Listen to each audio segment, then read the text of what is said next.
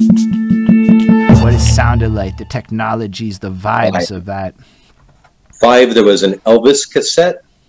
There was a Jive Bunny cassette. 5 is young, man. It is. Like, I can do like 11, 12, 13 because then I was at the mall buying my own shit, and like I remember that. Like, What it was were yesterday. your like parents into and stuff? Like, what was other people into? My parents were very close with Aaron Rand, radio DJ, Q92, Aaron and Tasso in the morning. I don't know if you remember them. I do. But super nifty. so that's my brother's godfather, and that's like close family friends growing up. So lot of records, DJ samples, thousands of records in my house. Like basement with records. There's stacks. I can show you in my place now. There's records everywhere. Like Wow. records were always around. But as far as one type of music, like my parents, no, This it was is everything. great. You already gave us something golden. That's what we're doing. We don't know what you're going to answer, but you just told us something Yeah. crazy interesting. Your parents is connected to the Aaron and Tasso people, and you basically growing up literally able to dig through crates like it's digging into crates time. Of all Yeah, I was genres. scratching. I was scratching at 7 or 8 on records that I shouldn't have been scratching on because I just figured out what hip hop was. And like these are not Technique turntables that you're supposed to be scratching, and it's probably a Beatles record. Like I did a bad job when I was younger. Yo, tell us a bit about that. I mean, for you, this is all inherent stuff. So you have to assume that A, young people might be watching, B, people that aren't from here might be watching, and this is like, yo, these are great opportunities. Like, what song got you into hip hop? What song got me? I mean, hold on. Turn on some lights here. The sun's going down. No worries, man. You can tell he's a video guy right there. That's some video guy shit that never happens with those rappers. Well, sometimes Right? It does. just gets dark and it's over. Song got me into hip hop. I mean, the first albums I ever bought, with the exception of Snow was a little bit before everything. I remember going to Fairview and picking up 36 Chambers, and my friend picking up Scarface the Diary. Okay. We're probably in grade 5 or 6, and we bought one at Music World, and then decided we were going to get a second one with a blank cassette, and we were going to dub the two so that we all 2 blank cassettes, and we each had a copy.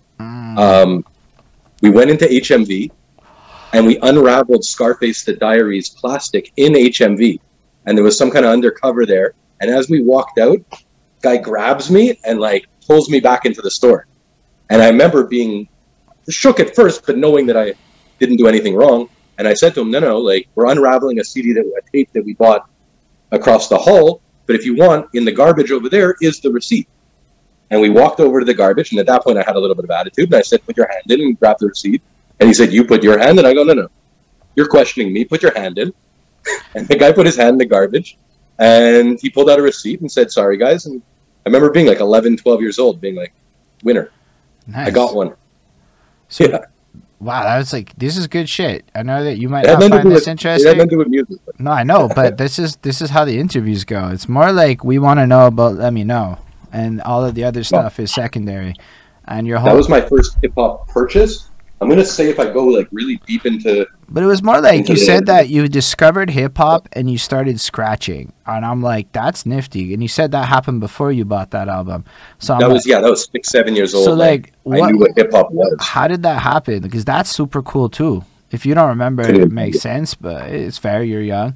But man, just the idea of like a little 7, 8-year-old you taking your mom's record player or whatever, like a regular ass one, and being like, fuck that, and fucking up the Beatles. That's an amazing thought when you really like take the time to unpackage that and consider what's actually being said there. Like that's not like a regular situation. That's like not everybody has that experience, at least. So, It was inherent in me. 2 Live Crew was one of the first rap songs I ever heard. Banned in the USA, and Banned in the USA is strictly about freedom of speech, and it's fuck Dolores Tucker and it's fuck anyone who isn't about that. And I remember always identifying with the underdog, and hip hop at that time was sold like cigarettes. You had to go behind the counter and like point and ask for it. So like, what is that? I want to know what that is right away. And not only that, like, yeah, I didn't even give know it to me. that. Like, Look. give it to me in abundance.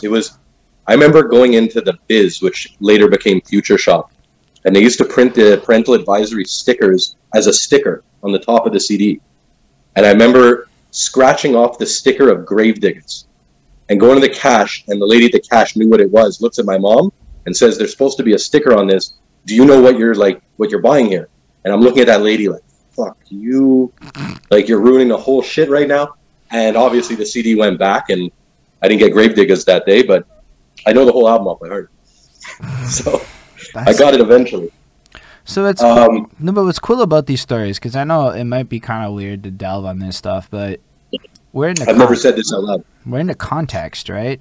So I never really knew that back in the day hip hop was hidden, and like these little nuggets we can get that show some of the things that like you can't Google that. You're not Googling that anywhere. So unless somebody like you shares that memory and we can extract that knowledge nugget, it just gets lost to the annals of time, you know?